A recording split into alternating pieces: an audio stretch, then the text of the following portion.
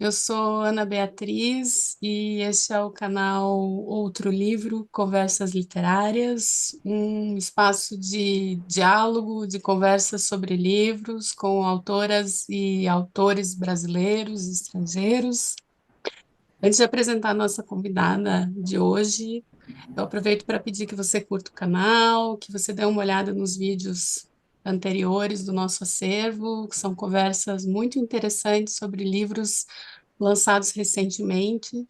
E hoje eu estou aqui com a Vanessa Ferrari para conversar sobre o livro O Lugar das Palavras, um ensaio sobre os primeiros embates do narrador contemporâneo.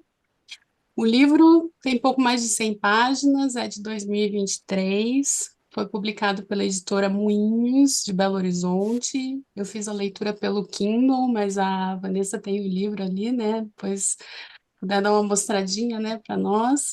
A Vanessa, que aceitou muito gentilmente o meu convite, ela é editora, mestre em crítica textual pela Universidade de São Paulo. Sua dissertação de mestrado analisa originais submetidos para publicação pela Companhia das Letras, do ponto de vista da construção do narrador. Ela coordena desde 2015 o projeto da Companhia das Letras de Clubes de Leitura e remissão de pena em 12 unidades do estado de São Paulo.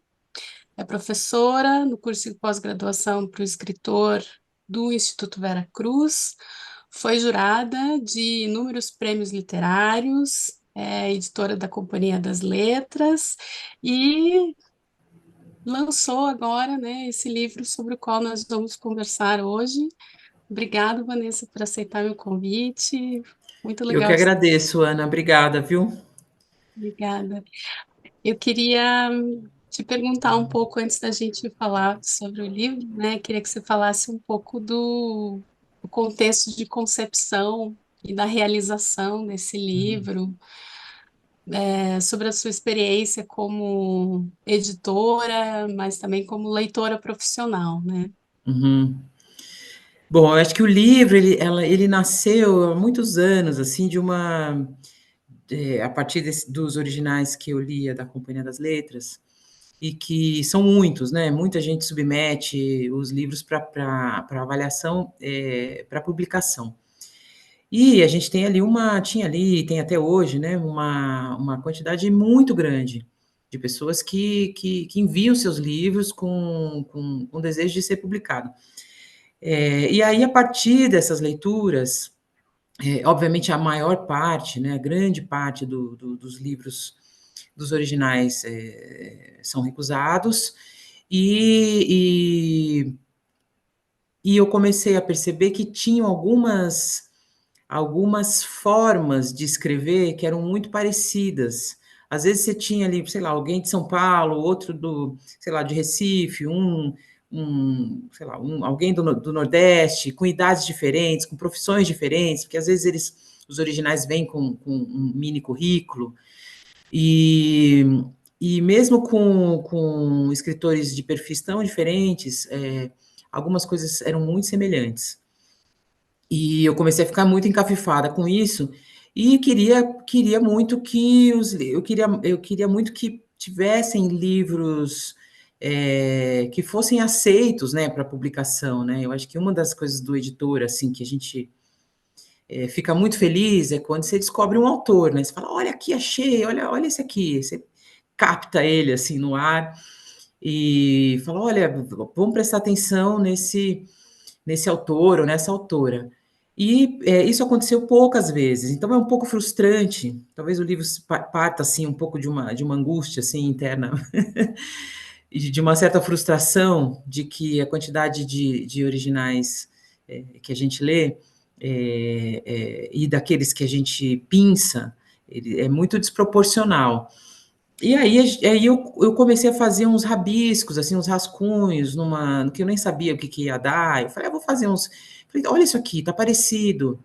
Olha essa prosa poética, como é que usa essa metáfora. Aí você lê, eu estava lendo um outro livro, a mesma metáfora, a mesma construção, quase a mesma frase. Ou então você tem narradores que que fazem o que os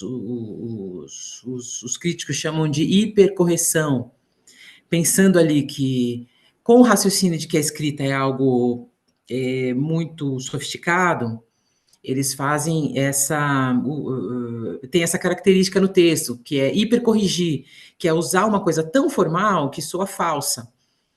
Então, aí você fala, nossa, mas olha aqui, ó, tem aqui um narrador que tá empolado demais. Por que ele está escrevendo assim? Porque o raciocínio dele assim é a literatura, né? Essa é a representação da literatura. Então aí começaram a aparecer várias características, né? Por exemplo, uma outra que apareceu, que é um dos narradores do livro, que é o narrador de frases curtas, muitos originais, com frases muito curtas ou curtíssimas, uma atrás da outra. Então, se lê ali um, dois parágrafos, e o tempo todo com um ponto ali, com muitos pontos ao longo, você fica numa leitura sincopada. Eu falei, mas o que está acontecendo? Por que esse autor escolheu fazer a frase desse jeito e não fazer uma frase que seja uma continuação ali, né? Com uma vírgula, que vai ali, tem um encadeamento e tal. Então foram aparecendo essas características e eu falei, putz, eu acho que aqui tem tipos narrativos. E todos eles funcionam muito bem, que foi um cuidado que eu tomei no livro, que não é um livro dizendo faça isso, não faça aquilo, porque todo o narrador mais, assim, digamos, mais formal, há dezenas, centenas de narradores maravilhosos que são super formais. Também a prosa poética. Tem vários prosadores bons, poéticos. Tem autores que fazem, que a característica deles é fazer uma narrativa bem de frases curtas, que é o estilo do autor. Então, por que alguns funcionam e outros não? E aí uma das possibilidades era que importava menos o que estava sendo escrito, o livro, o contexto, a criação dos personagens, o tempo histórico, e importava mais os receios do autor. Então, por exemplo, as frases curtas. É mais fácil fazer frase curta, né, Ana? Você faz uma frasinha curta, dá um ponto, faz outra frasinha curta, dá um ponto. É muito mais fácil fazer essa frase do que você fazer uma frase longa, porque aí você vai se embolando. É muito fácil você perder o fio da meada e perder a clareza. Então, se a frase curta funciona, se é para o texto, se é pensando ali no texto, dar algum efeito e tudo, ótimo. Se é para não enfrentar as frases longas, aí as frases curtas elas não têm uma função literária. A função dela é facilitar a vida do autor. Então, o que são essas escolhas, né? O que é, por exemplo, os prosadores poéticos, que é muito difícil fazer prosa poética. Aliás, é muito difícil fazer tudo, né? Exato. seja, seja lá qual for a sua escolha, toda a escrita demanda ali um trabalho cerebral. Mas o prosador poético, por exemplo, ele busca, tem muitas vezes uma intenção que precisa ser freada, que é de emocionar o leitor. E aí ele usa, sei lá, usa muitas metáforas e tenta fazer uma coisa elevada para emocionar. Você vê claramente que tem uma intenção de emocionar. Aí quando você percebe isso, aí você já não está pensando mais no livro, está pensando, pô, ele quer emocionar. Aí você está pensando no autor. Aí você fala, putz, eu preciso fazer supermercado. Aí você já sai do livro. E você pegar ali, por exemplo, sei lá, metáforas que aparecem com muita frequência, né? A lua, a alma, a alegria, tem um prazer indescritível. Então, são geradores automáticos de frase. Acho que é uma das coisas que eu acho importante, assim, dessa definição, porque a gente senta para escrever e faz a primeira versão, e vai botando lá as coisas no computador. Só que por que a primeira versão nunca é boa? Porque a primeira versão é sempre aquilo que está na ponta da língua. É o uso das palavras e das frases, das construções que a gente faz o tempo todo. na conversa com amigo, nessa comunicação cotidiana, né? E aí, uma hora você se depara e você fala, putz, mas olha, tá aqui, a ideia tá aqui, eu já sei o que eu vou fazer, faz ali um primeiro capítulo, aí depois você olha e fala, putz, acho que pode ser mais claro, eu acho que tem palavra sobrando, eu acho que eu posso ser mais precisa, né, usando um adjetivo, posso usar um adjetivo mais preciso. O ritmo tá bom? Então, essas são perguntas que a gente não faz na comunicação diária, né? Mas quando você põe no texto, são critérios que, esses sim são critérios literários. Então, respondendo a sua pergunta, eu fiz um livro cuja intenção foi limpar um pouco esse começo, assim, né? E até um começo, não um começo, pode até ser um pouco mais para frente, tudo, mas é uma conversa sobre a língua. O que você entende como boa escrita? O que o autor entender como boa escrita é o que vai estar representado no texto dele. Só que talvez essa percepção da boa escrita esteja cheia de dogmas, cheia de critérios que são escolares, de redação ali dos anos de escola. E aí você. Porque esse é o nosso repertório, né, Ana? Não sei se você. Eu não tive, por exemplo, é, aula de estilística, que significa basicamente: olha, você tem aqui um parágrafo, reescreve. Reescreve esse parágrafo. Tenta fazer o melhor parágrafo possível. A gente não tem isso. Aí chega na fase adulta, você tem o quê? O repertório da a gramática como uma autoridade maior, né?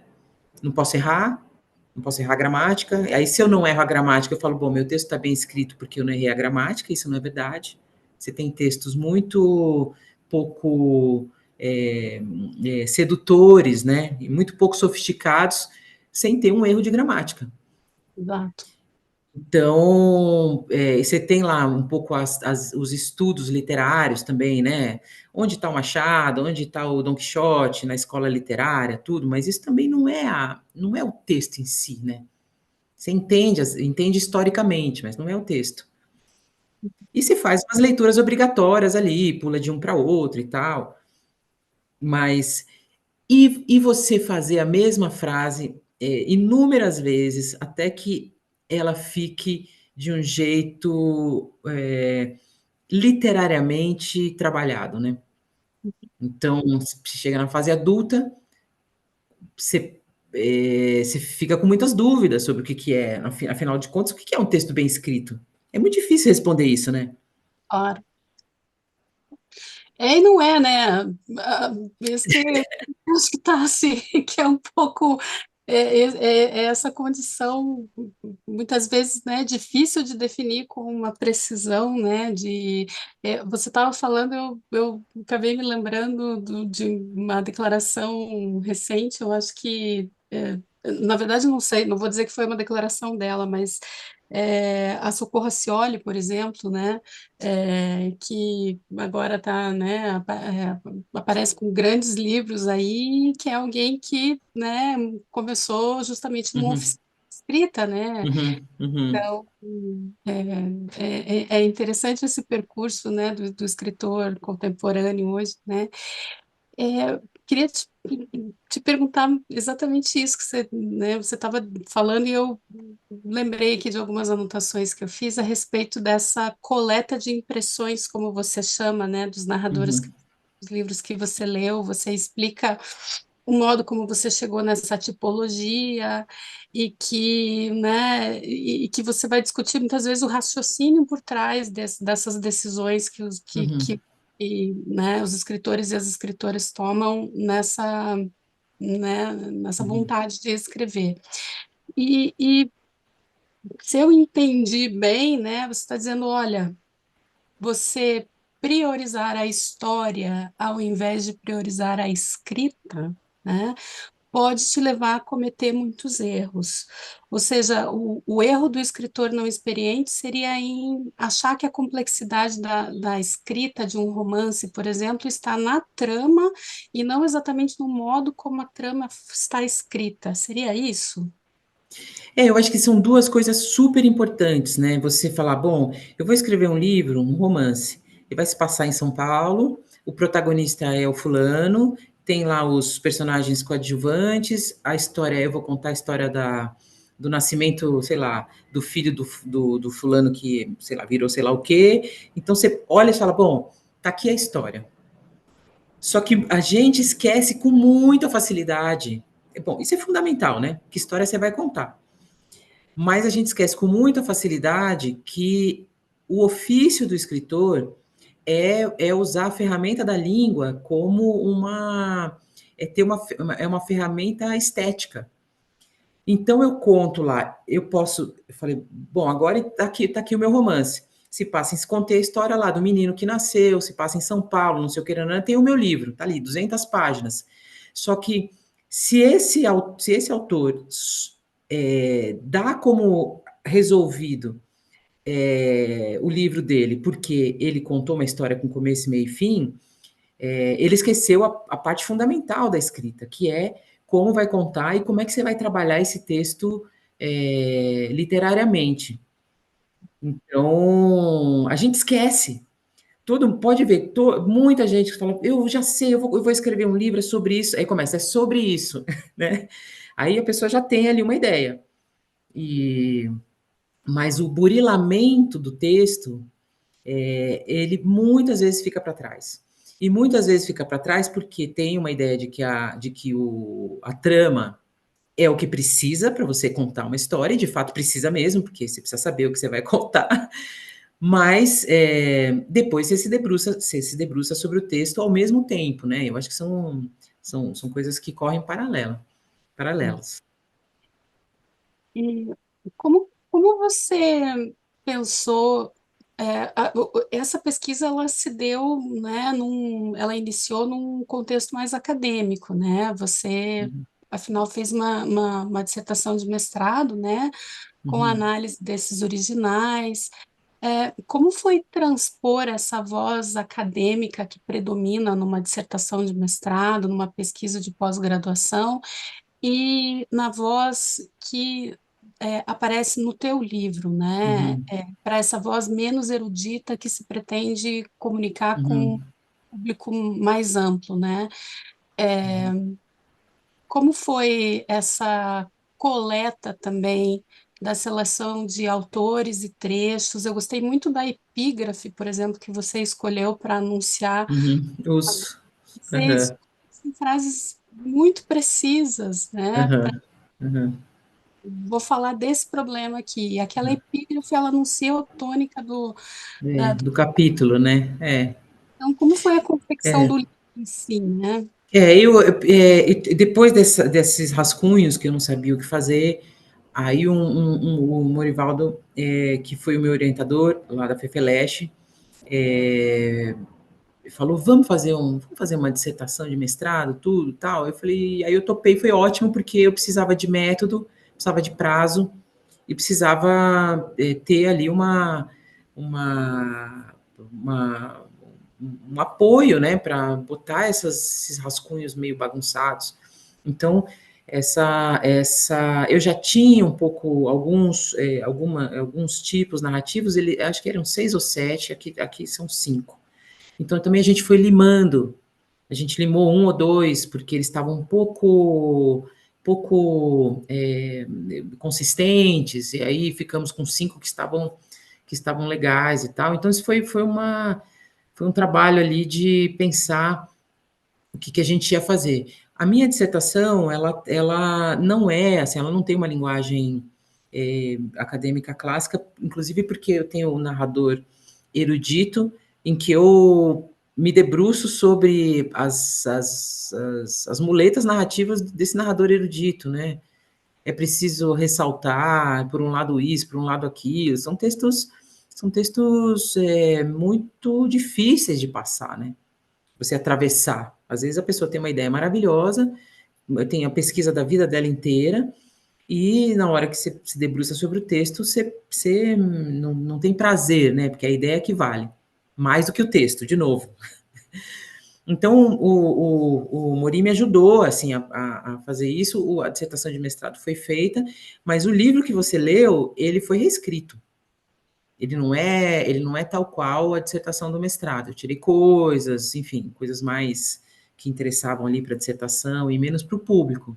Então, eu me debrucei sobre a dissertação e mexi no livro todo, porque eu queria que fosse palatável, eu queria que fosse, é isso, exatamente isso, que chegasse nas pessoas de um jeito que as pessoas tivessem algum prazer na leitura, tal. Fiquei muito preocupada com isso, assim, porque é isso, né?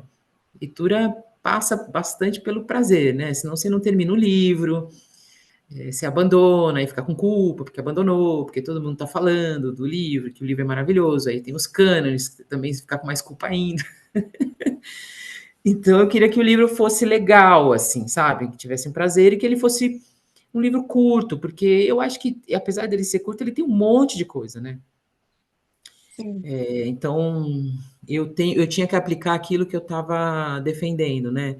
Precisão, concisão, é, ficar mexendo bastante nas frases para que elas fossem fluídas. Eu tentei fazer, não sei se eu fiz na sua plenitude, mas eu olhei para essas coisas que estão no livro, né? Que eu defendo como sendo literárias. sim. Porque o jogo que você constrói ali é interessante por conta disso, né? Apontar problemas e méritos em uma mesma questão, né? Então, ela pode Exatamente. ser tanto usada para o mal quanto para o bem, né? Então, a consciência Aham, pode ser uma virtude, mas também pode ser uma falha que faz com que a atenção, como você bem disse, se volte para o escritor e não para a escrita, para o escritor, para a escritora e não para a escrita propriamente, né? aham, sim. Eu acho que a pergunta que está por trás do livro é o que você entende como boa escrita, né? Uhum, Então isso se traduz, então acho que talvez essa é um pouco uma limpa. Eu até acho que se o livro deu certo, ele dá uma bagunçadinha uhum, nas pilastras, né? Ali do que a gente vem vindo aprendendo, né? Vai aprendendo ao longo dos anos na escola, tudo. Ele está dizendo, ó, oralidade pode ser literária e pode ser maravilhosa. Normalmente a gente separa, o que é escrito, o que é oral. Parece que são parece duas casas completamente diferentes. Na verdade, elas estão interligadas. Você pode uhum, ter um texto mais formal, você pode ter um texto médio formal, um texto bem oral, e ele ser literário, porque a oralidade também dá trabalho. A oralidade fluida. Você faz textos, os cronistas, por exemplo, eles ficam trabalhando aquele texto ali como se ele estivesse te contando na mesa do bar. Só que bons cronistas, eles ficam mexendo no texto até parecer que deu uma piscada e o texto ficou pronto. Então, tudo dá trabalho. Então, acho que um pouco essa coisa da oralidade, do texto empolado, do complexo, do inatingível. Parece que não, mas tudo isso está na nossa construção, assim, da literatura. O que é um erro, eu acho, porque eu acho que a gente tinha que ter estilística a partir dos 6 anos. exato, Para você não chegar na fase adulta e ter que refazer, repensar tudo. uhum, exato, Então, seria ótimo se a gente pensasse a língua, né, a escrita, já desde quando você começa nos seus primeiros rascunhos escolares ali, as primeiras redações. uhum. Então, um pouco lutar contra essa ideia de que a escrita fluiu, ela aconteceu, ela, né, veio da inspiração e que não há trabalho na É, escrita, né? Ela é. não existe revisão. Eu queria te perguntar um pouco sobre a autoficção, que é a última categoria, inclusive, Aham. que você explora, né? Você nomeia esse teu último narrador ali de É o autobiografia, autobiográfico. né? Que é esse narrador que transita, né? É personagem e autor ao mesmo tempo, né? E as últimas décadas foram marcadas pela uma grande quantidade de textos que se assumem como autobiografias, Uhum, como metaficções, né? A autoficção tem sido esse recurso amplamente empregado, e uhum, são obras também que têm uma estrutura fragmentária, no qual o discurso biográfico ou autobiográfico se mescla, né, a outros gêneros, né? Então, é uma tendência que segue forte, na sua opinião, ou ela tende a espairecer? E se ela espairecer, o que que você imagina que vai emergir em seguida, né? Como que uhum. você vê a superação desse modelo de narrador? Ai, Ana, eu não sei, eu acho que esse é o narrador do momento, assim, eu não tô vendo, não tô vendo arrefecimento, assim, do narrador em primeira pessoa, em autoficção, autobiográfico. Eu acho que esse é o narrador desse mundo moderno, né, que a gente está vivendo agora, que é uma coisa voltada para si, né? Uhum, O eu, assim, no seu máximo grau de importância.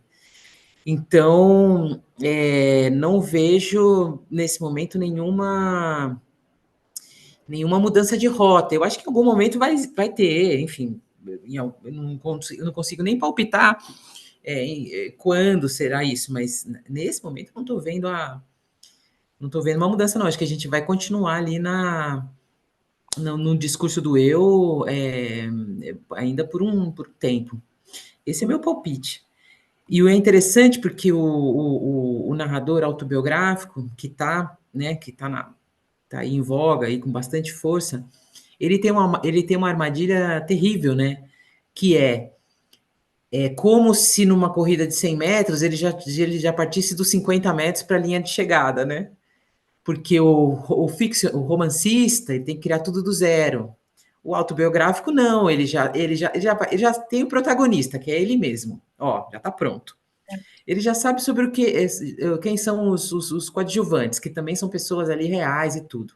Ele já tem o tempo histórico, que é o dele, ele já tem, sei lá, é só ele escolher um pouco o que, que ele vai falar e pronto. Só que é terrível, assim, talvez seja um dos narradores mais difíceis, porque esse narrador, esse ele é autor, ele é protagonista, e no momento que ele entra para o papel, ele não é mais ele mesmo ali, ele já é um personagem. Tem que ver se funciona, se dá certo. Acho que os critérios são os mesmos. Então, a armadilha eu vou contar a história exatamente como ela aconteceu e o livro está pronto. Então, essa armadilha não dá para cair, porque você provavelmente já deve ter ouvido muitas pessoas ali dizendo assim, putz, mas a fulana contou uma história ali no livro e tal, mas eu não acreditei. Aí o autor responde, mas foi exatamente assim que aconteceu. Aí a tréplica não importa, porque a história está lá, mas ela pode parecer inverossímil, ela pode ter buracos, talvez você uhum, tenha que colocar elementos ali que não aconteceram exatamente para aquilo fazer sentido. Então, foi para o papel, por mais que seja autobiográfico, é, os critérios são esses: verossimilhança, construção do personagem, tudo. Então, esse é uma coisa dificílima, né? Como é que você faz para ser autor? Vai contar uma história que te interessa muito, que você está envolvido emocionalmente, e você ter distanciamento e dizendo assim: não está funcionando, não está bom. Estou aqui uhum, contando a minha história, mas ela não está boa. O que não está bom? Como é que eu vou cortar? uhum. Então, é a mesma figura fazendo papéis que se misturam ali, e aí vira uma bagunça. Ou seja, a história vivida é uma história muito boa, mas quando ela é narrada, ela É, desbe- ela tem que ser literária, né? Aham. E você diria que hoje nós vivemos um tempo em que se poderia dizer que há mais escritores do que leitores? porque esse parece ser um lugar comum que circula online, assim, é algo que é falado. Como que você enxerga a formação de escritores e leitores, principalmente, né? Porque aí a gente fala também de democratização da escrita, de outras camadas sociais chegando à escrita literária, né? Esse desejo aí que parece disseminado, todo mundo quer escrever. Hoje Uhum. publicar também está muito mais acessível, né? Sim, sim. Como você vê esse contexto de expansão com as peneiras técnicas que as editoras fazem, a partir inclusive né, o primeiro caso que você conta no teu livro é Uhum. justamente uma peneira técnica que falhou, que foi Uhum. Potter ali, né? Que você Uhum. Uhum. conta. Como que você vê isso, né? Esse trabalho que você faz especificamente nesse tempo de expansão da ideia de ser escritor ou ser escritora? Essa frase, né, que tem mais escritores que leitores, tal. Eu não sei, Ana, sinceramente, assim, não sei como ela surgiu e tenho dúvida se isso é verdade, porque você pode, sei lá, tem muita gente escrevendo, mas tem muita gente lendo também. Eu acho que a gente aumentou ali, claro, está muito longe do ideal, mas eu acho que o mercado brasileiro se expandiu terrivelmente, assim, quer dizer, Uhum. positivamente. Aumentou muito, né? Então, eu acho que tem gente lendo coisas muito diversas, talvez não seja aquela leitura que aquelas pessoas imaginem que deveriam ler e tal, mas tem gente, tem leitores lendo todo tipo de livro, que eu acho que é muito bom. Uhum. E a turma que está escrevendo, eu imagino que também tem ali aqueles que são mais dedicados e tudo, também buscam livros, estão buscando referências, lendo autores novos. Então, eu não sei se essa frase ela é verdadeira e eu não sei também se ela não passa um pouco pelo, ai, agora todo mundo quer escrever, que absurdo, sabe? É. O que é um pouco, não sei, um pouco estranho, assim, tipo, qual é o problema das pessoas escreverem? Porque é, o tempo vai dizer os livros que vão ficar e os livros que vão ser, vão envelhecer mal, vão ser deixados para trás. Então, não tem efeito colateral em você ter dezenas, centenas de publicações, ainda mais como você disse que comentou bem, assim, lembrou que a gente antes tinha dependia muito das editoras, elas eram algumas, então ou você entrava por essa editora ou o seu livro não era publicado. Então agora você tem autopublicação, você pode publicar pela Amazon de graça, se quiser, no limite, você faz tudo ali, né? Uhum. Capa, tudo e tal. Você pode fazer publicação em parceria com o editor, né, de custear parcialmente. Uhum. Então, eu não vejo problema nisso, assim. Eu acho legal. E tem tantos autores que todo mundo que começa um pouco pequeno, assim, em casas menores, em, ou autopublicação, ou faz uma edição, sei lá, caseira, uma coisa de 100 exemplares. Muitos deixaram de fazer, não escrevem mais, e outros tantos acenderam. Então, eu acho que essa regulação o tempo dá e os leitores também. Então, seja como for, eu acho legal, porque é isso aí, gente, vamos escrever, vamos, sei lá, vamos buscar ali, aprender, fazer cursos de escrita, fazer pós-graduação de escrita literária, ler livros sobre escrita, enfim. E quais seriam os principais desafios para acadêmicos serem publicados? Como é que você pensa a popularização do conhecimento acadêmico, afinal de contas, né? Como sair desse lugar em que a erudição, muitas vezes até mal empregada, né? Uhum, Para conversar, trazer o conhecimento acadêmico. né, para camadas mais ampliadas ali de leitores, de pessoas que vão refletir sobre, né, as questões que estão sendo discutidas dentro das universidades. Eu acho que o narrador erudito, a armadilha dele é outra. É desvincular a erudição da complexidade do texto, porque são coisas separadas. Por exemplo, um exemplo que eu gosto muito de falar é o Hobsbawm, que os livros dele são absolutamente palatáveis.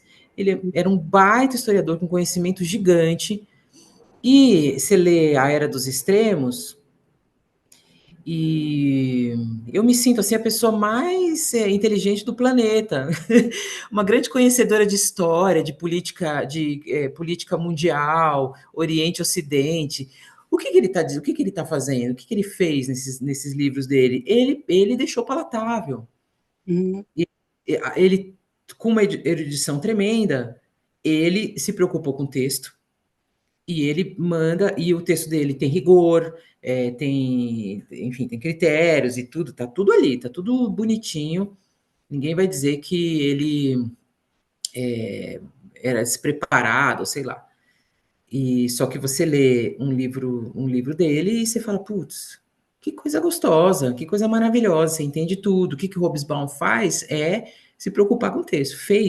Foi trabalhar o texto para deixar palatável questões que a imensa população não sabe, a não ser que você seja também um super historiador e tal. E há outros exemplos, né?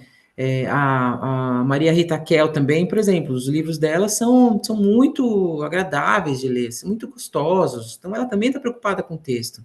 Mesmo Freud, um baita escritor. Então, tem vários exemplos de narradores eruditos que estão preocupados com a escrita e que aquilo resulta num texto bem escrito. uhum, Então, é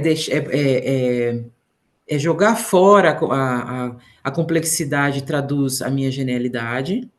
Entendeu? Quanto uhum. mais é difícil e quanto mais complexo, mais traduz ali o quanto eu sou um sujeito, sei lá, especial, que isso é vaidade, não é literatura, e buscar as muletas, as muletas narrativas, né, da academia, também são dezenas, dezenas e dezenas. É claro que é muito difícil se abrir mão de todas, mas dá mais trabalho buscar alternativas. Então, se você topa esse trabalho, o texto vai sair melhor também. Ou você faz um gerador automático de muletas. É preciso ressaltar, não sei o quê, por um lado isso, por um lado aquilo, nanã. Então, você tem um texto pasteurizado, você não tem um baita texto. E agora você fala de muletas narrativas, né? Eu fico pensando no impacto dessas ferramentas de inteligência artificial, por exemplo, que estão aí, né? Apareceram, tem uma profusão de ferramentas ali, né? Essa é mais uma das armadilhas que se apresentam para o escritor iniciante. Você diz o quê? É pedir para o chat GPT escrever um texto? Geração de textos, né, que são publicados ali e que são gerados pela inteligência artificial, né? Isso tem algum futuro? Olha, eu acho que a inteligência artificial ainda deve ficar muito mais sofisticada do que tá, mas eu entrei, me cadastrei no chat GPT e tenho usado de vez em quando.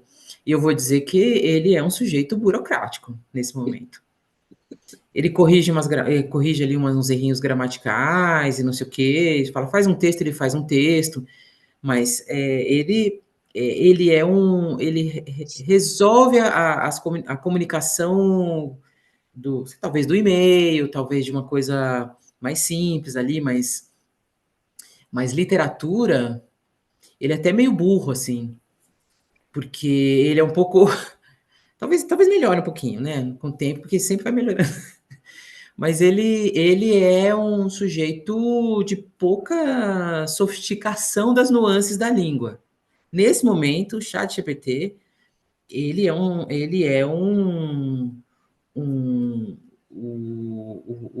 sujeito que aperta o parafuso na fábrica ali. Então, não sei. Vamos ver, né? Vamos aguardar. É algo que seduz, né? A gente vê assim a conversa seduz bastante o estudante universitário, né? Os estudantes que agora é só jogar ali e faz o texto, né? Porque Uhum, uhum, desviam justamente do trabalho da escrita do uhum, texto, né? Queria que você, se você pudesse falar um pouquinho do modo como você enxerga o mercado editorial brasileiro, né? É, e também como você relaciona, né, a disposição do mercado editorial com esses usos políticos, da literatura, né? Eu estava aqui pensando com o Ricardo, né, compartilhando a minha leitura do texto, e ele até lembrou, né, por exemplo, há 100 anos ali, o romance proletário era um romance de prestígio, né, literariamente de prestígio, lá na década de 1930. Que tipo de prestígio há hoje, você diria? uhum. É, eu acho que, nossa, que difícil, né? Acho que tem vários prestígios, né? Você tem o prestígio do prêmio, você tem o Uhum, prestígio dos livros de formação, dos romances, das histórias para adolescentes, que nas últimas décadas viraram best-sellers, não tinha esse público, né? Mesmo Harry Potter, né? Quem diria que ia vender milhões e milhões e centenas de milhões de exemplares, ia virar série da HBO, sei lá, ia ser uma máquina, né, uhum, financeira. Então, acho que você tem esses livros para esse público. Você tem os mais formais, que também tem prestígio. Eu acho que o prestígio não está exatamente numa caixa só, assim. E aí eu acho que, de novo, o tempo vai dizer o que que vai ficar, né, para as gerações seguintes. Eu acho legal que a gente tenha expandido os tipos de livro. Eu não uhum, sou, por exemplo, uma leitora de autoajuda, mas se cair na minha mão, talvez eu leia, não sei.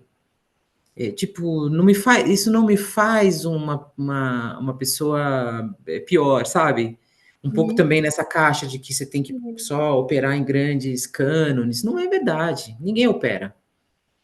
Então, essa flexibilidade ali de você ter livros de entretenimento, e livros excelentes, porque o Harry Potter é excelente. Ela inventou uma coisa que não existia na literatura, né?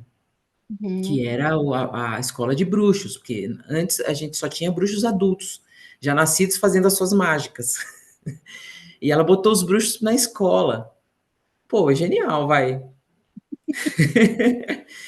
E usou ali a mitologia, usou um repertório enorme ali da literatura ocidental para criar, né, a figura do órfão, uhum, a figura do protetor, que era o Dumbledore. Você pegar ali a estrutura de conto de fadas ali, das histórias, eles estão ali, esses personagens estão lá. Então, pô, um baita conhecimento por trás. Então, é, eu vejo com bons olhos, assim, a única, eu não sei muito bem como, por que que isso, se as pessoas criticam, assim, veementemente, porque se você não gosta de um livro, de um gênero e tal, é muito fácil, é só não comprar. exato. E parte pro que você quiser, porque certamente você tem um mundo aí de leitura pela frente, a gente vai morrer, não vai conseguir ler tudo que quer, então só vai para sua Uhum, e pronto. uhum. Esse é você fala um pouquinho, né, do leitor profissional, que é aquele que consegue, no fim das contas, superar esse gosto pessoal, né, e buscar um, um mérito ali em leituras que, pessoalmente, talvez não sejam ali as da sua preferência, né. Como se eu puder perguntar para você, como que você se tornou leitora? Qual que foi o teu percurso junto com a literatura? Você é uma leitora desde sempre? Como é que foi o teu percurso, Essa assim? pergunta é muito boa, eu acho que eu sou uma leitora desde sempre, assim, não tem muito justificativa porque que eu comecei a ler, desde pequenininha eu sempre gostei.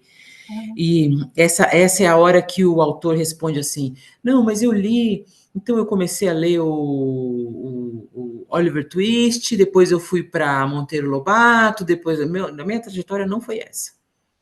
Tipo, eu não fiquei operando em grandes instâncias. Minha literatura foi o que tinha em casa, era os gibis que eu adorava quando era criança, lia muito. Depois, meu pai lia seleções, eu lia seleções. Ele, de vez em quando, tinha um outro livro lá que ele comprava e tal, e eu lia. Alguma coisa na biblioteca. Depois eu fui meio indo sozinha, assim. Então, nem sei muito explicar, assim. Eu acho que não tem, não tem, não tem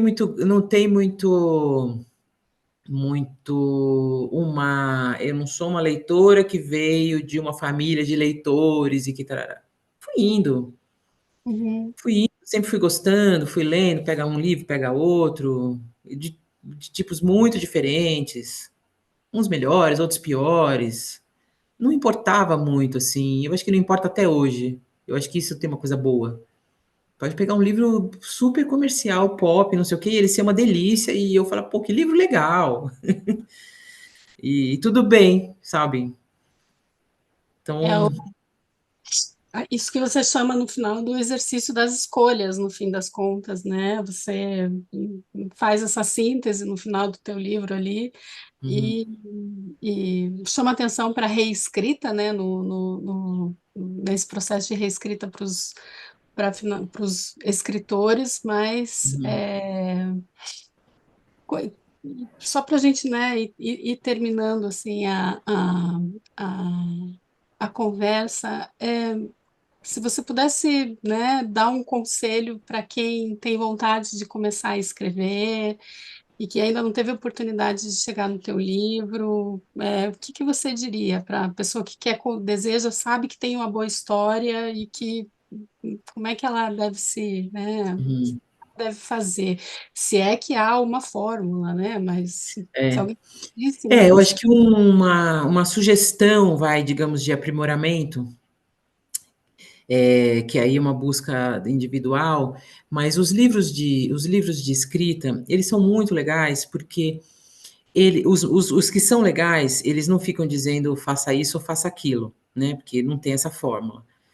Mas é sempre o livro legal de escrita é sempre um bom leitor por trás, ótimo leitor por trás, que se debruça sobre a língua e fala: Nossa, olha isso, eu detesto, sei lá, eu detesto uma construção que seja assim, eu não gosto dos advérbios, eu não sei o que, nananã. O que não quer dizer. Então, isso te dá repertório crítico na hora da reescrita. Então, talvez a minha sugestão seja: quer ser escritor? Reescreva. Uhum, Então, porque escrever uma vez escrever uma vez é o que todo mundo faz. Então, acho que reescreva, mas reescrever precisa de critérios. Então, esses autores, né, que se debruçam sobre a língua, eles ficam discorrendo sobre a língua em si. Aí você fala, pô, o Stephen King detesta advérbio. O que que você vai fazer? Vai ouvir, vai ler o argumento dele, mas não quer dizer que você precisa seguir o cara. Você fala, não, entendi o argumento. Ele está dizendo, a frase fica chata, fica alongada, não gosto do ritmo, não gosto não sei o que, nananã. É uma coisa para você prestar atenção quando você for usar um advérbio. Você fala, deixa uhum, eu ver o ritmo, deixa eu ver se alongou a frase, deixa eu ver se não tá causando aqui uma estranheza na leitura. Então, não é seguir as pessoas que defendem isso ou aquilo, mas criar um repertório, porque na hora da reescrita, você precisa pensar em coisas. E esse pensar em coisas não está óbvio, né? Você vai pensar em precisão, em ritmo, em verossimilhança, em ecos fonéticos, em clichês, em precisão. Então, tem alguns critérios que estão aí. Esses sim são literários, e essa turma ajuda. Tipo, o meu livro, se tá dando certo, ele discute alguns dos critérios. Que também o leitor não precisa concordar comigo, mas são critérios. Aí depois ele vai junto os meus critérios com o critério do outro, não sei o quê, e muitas vezes vão ser opostos. Então você Uhum, tem a favor disso, eu tenho isso, a favor do advérbio, eu tenho isso, contra o advérbio, eu tenho aquilo. E aí você decide se vai usar o advérbio ou não no texto. uhum, Aí sim você está Aí sim você está trabalhando com cabeça de autor. uhum. E pensando no leitor também, né? Nos leitores, nas leitoras, naquilo que, né, vai Sim, se colocando um pouco né, no papel daquele que vai ler também, né? Então tem que ter essa sim, dupla visão também, né? Afinal de contas, né? é, Né, é isso aí. Dá trabalho, mas é legal. sim, é um trabalho, mas eu particularmente, né? Eu estou falando do lugar daquela que realmente nunca pensou em escrever, Uhum, porque justamente nunca encontrei, assim, talvez um dia eu encontre a voz, né, para uhum, falar, mas eu nunca encontrei essa voz com. uhum, Mas eu acho fascinante ler, principalmente, né, falando sobre a escrita criativa, a escrita literária uhum, e quando os autores falam também, né, uhum. autores, Sim, sim, é muito, muito legal, né, desde Poe até todos esses outros, né, a gente já evoca a formação acadêmica e já lembra ali de vários, de vários, tem. né. Então, obrigada, Vanessa, pela tua De nada, imagina. Agora é a hora que a gente mostra o livro, não? disponibilidade. Mostra o livro, né, coisa interessante. Tcharam! Depois a gente vai Leio. adicionar ao acervo, com certeza, vale muito a pena e inclusive, né, para não apenas, né, para os escritores, mas para nós também, analistas, né, da Uhum, literatura, uhum, você chama atenção de vários aspectos ali que muitas vezes, né, você sabe que tem alguma coisa ali que está funcionando, mas não sabe identificar muito bem, então você, uhum, né, uhum. mostra muito, muito bom, uma ótima leitura mesmo. Então, Obrigada, Ana. agradecer mais uma vez e Eu que recomendar agradeço o papo bom. o livro, né? Sucesso para o canal. Obrigada e, né, continuamos ali na semana que vem. Muito obrigada para quem esteve assistindo. E na semana que vem a gente conversa sobre outro livro ainda. Tá Até lá. bom. Até lá. Tchau. Tchau.